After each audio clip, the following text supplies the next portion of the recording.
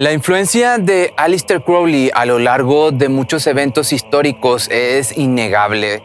Tal vez lo hayas escuchado en alguna ocasión e incluso tal vez como yo lo hayas asociado con prácticas satanistas o de índole oscurantista.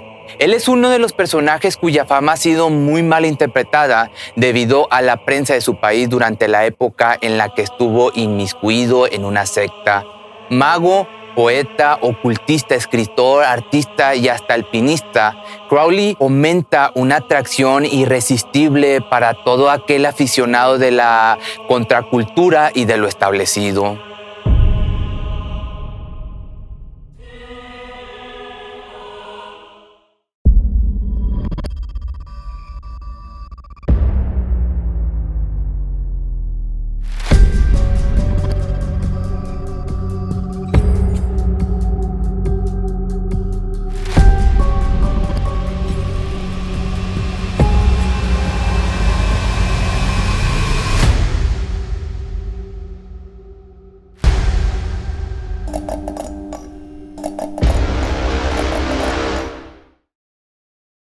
La magia no es una forma de vida, es la forma de vida.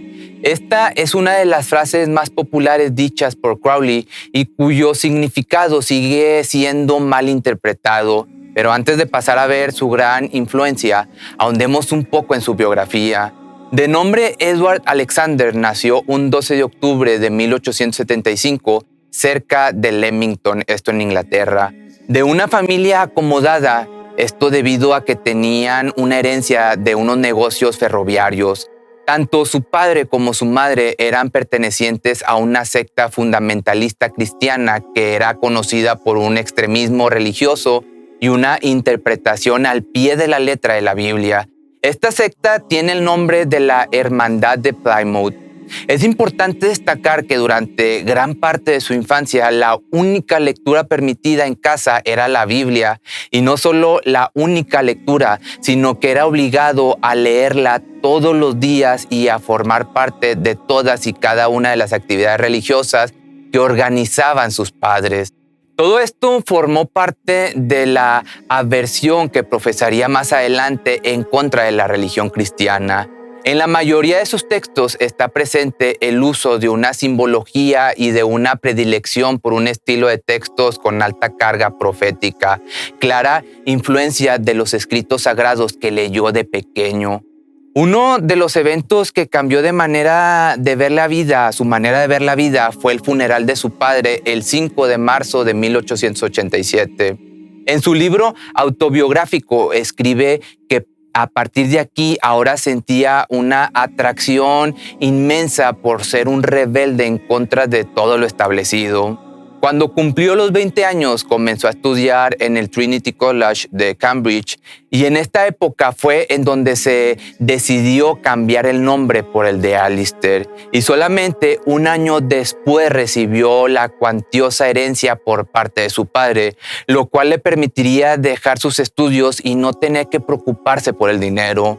Con esta nueva oportunidad pudo enfocar su tiempo por completo al desarrollo de la espiritualidad. Aunque en primera instancia pensó en unirse al satanismo, esto cambió después de conocer a Arthur Waite y que éste le recomendara uno de los libros más importantes de su vida, La nube sobre el santuario. Esta lectura de índole esotérico marcó tanto su perspectiva personal que una sensación imperante se manifestó en su ser y tomó la decisión de unirse a alguna sociedad oculto que profesara un bienestar para toda la humanidad.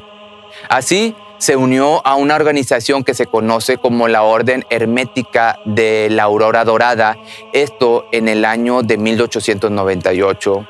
Una vez que fue admitido en esta logia, fue gracias a un amigo de nombre Allen Bennett, que tenía un puesto en la organización, que influenció a Crowley para que comenzara a tomar sustancias psicotrópicas. Esto con el fin de que lograra alcanzar estados de conciencia elevados que le permitiesen experimentar vivencias místicas. Para aquellos que no conozcan a la Orden Hermética de la Aurora Dorada, esta es una organización con prácticas secretas y esotéricas en donde se estudiaba la magia, la alquimia y el oscurantismo. Hay que tener en cuenta que en aquel entonces solo la gente que tuviera una recomendación de algún otro miembro podía entrar, por lo que todos y cada uno de los integrantes era gente que conocía los temas o que eran importantes. Crowley, a pesar del poco tiempo que tenía de ser un nuevo miembro, logró destacar de manera muy rápida, por lo que no tardó en poseer un alto cargo. Pero, lamentablemente, esto hizo que entrara en conflicto con intereses ajenos y tuviera que abandonar la orden. Más o menos aquí es en donde comienza la leyenda de Aleister Crowley, pues en uno de los viajes que realizó a Egipto junto con su esposa, dice que recibió un mensaje de un dios antiguo que le reveló el principio de la vida. La historia dice que él y su esposa Rose estuvieron una noche encerrados en una cámara que pertenecía al rey de la Gran Pirámide de Giza y que esa misma noche, tras una pequeña invocación, fueron deleitados por una presencia llamada Thoth, el dios de la sabiduría, y los días 8, 9 y 10 de abril de 1904, Crowley afirmó que Aiwass, una entidad milenaria de sabiduría y conocimientos perdidos, le dictó uno de los libros en donde está plasmada toda su filosofía, el libro de la ley del lema.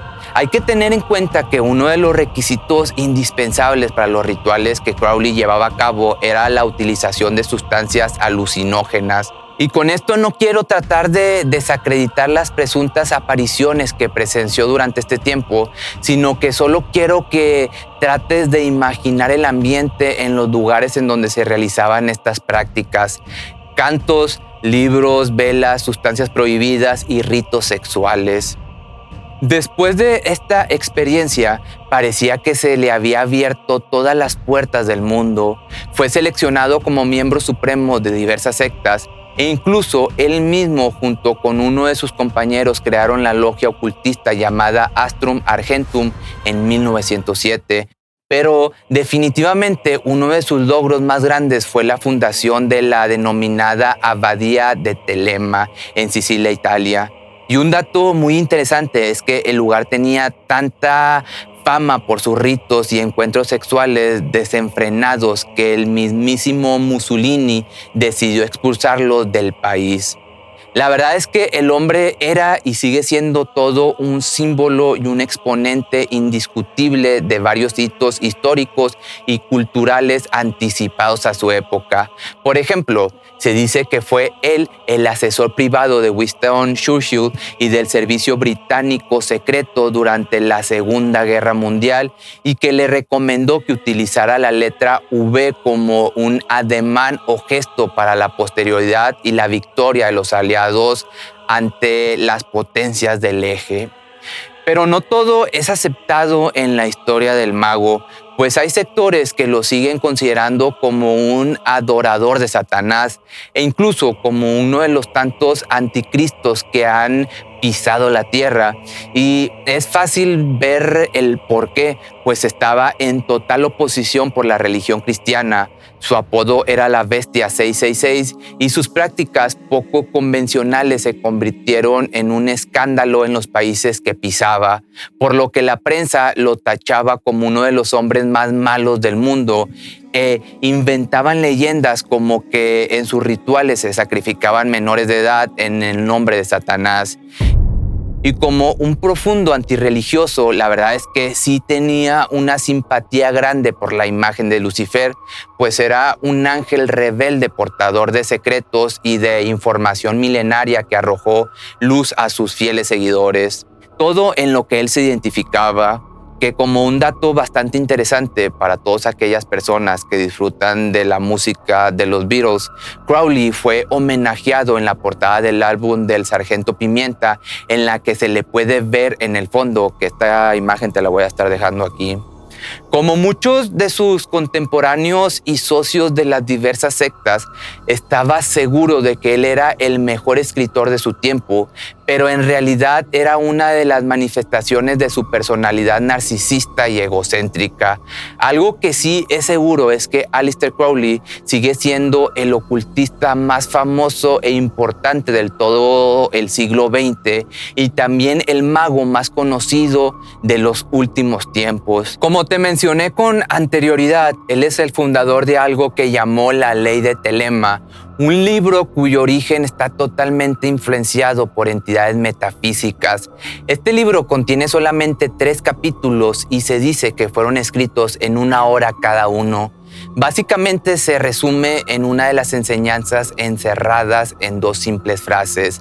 Hacer tu voluntad será el todo de la ley y amor es la ley, amor bajo voluntad.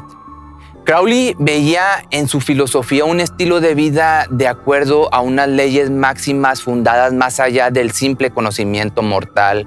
Una sabiduría que le fue legada gracias a un encuentro predestinado con su yo superior o ángel guardián, como también le decía.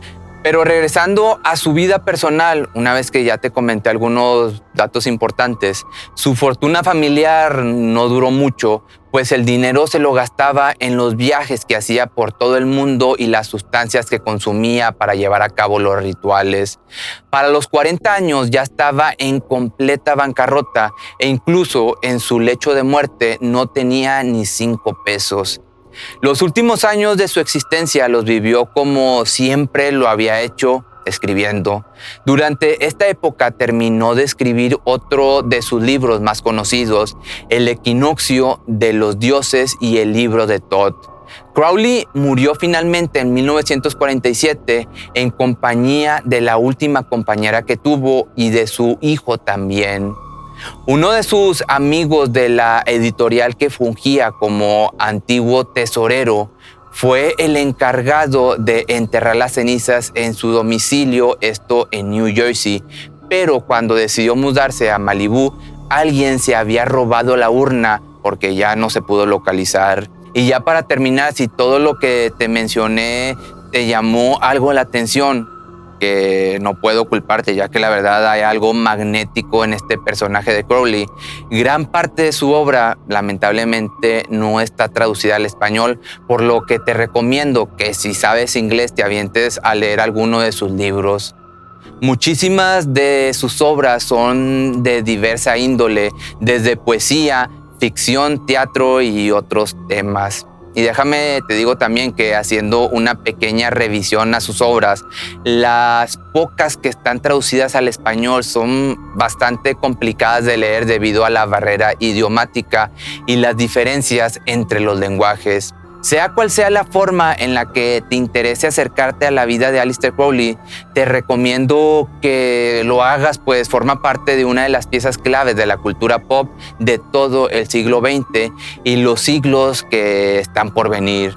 No hay que quedarse con los prejuicios dispersados por los medios de la época que lo satanizaban por el simple hecho de ser una persona influyente. Si te gustó este misterio, no olvides que ahora voy a estar subiendo videos de lunes a viernes y también puedes escuchar los audios en Spotify. Voy a estar subiendo algunos fragmentos incluso de este video a Facebook y también me puedes seguir en Instagram y nos vemos en el próximo misterio.